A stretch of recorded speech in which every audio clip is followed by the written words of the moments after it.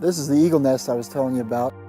I've been watching it for a few years, and this time of year they'll probably be bringing some nesting material back. We may get some passing shots.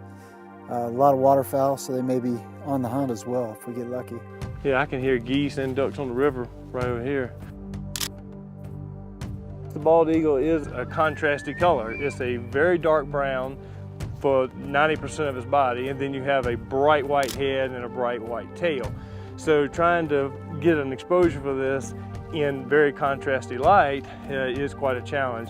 So what I'm doing today, I'm actually taking a meter reading off of the bluest part of the sky, and then I'm stopping down 2/3 of a stop so that I don't overexpose the head. Now, my histogram is going to tell me that I'm slightly overexposed anyway for the white head, but you've got to try to get some detail back in those dark areas without, overexposing the head too much. If the bird was predominantly white, then I would have stopped down a full stop to a stop and a third in light like this. My exposure for this bird right now is ISO 200, 1/1000th of a second at f8, and I'm getting almost a dead-on exposure. I've got a little bit of, because of the contrasty light and contrasty subject, I am going to have to do a little bit of touch-up work in Photoshop in order to get those light levels where I want them.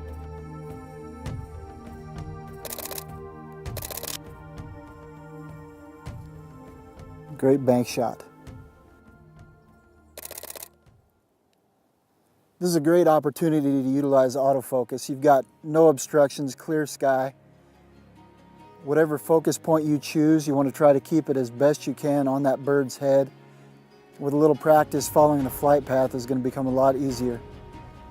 Also, if you can maintain at least an f8 aperture, it's going to be a lot more forgiving as you photograph these birds. You'll get a lot more feather detail and a lot sharper image altogether.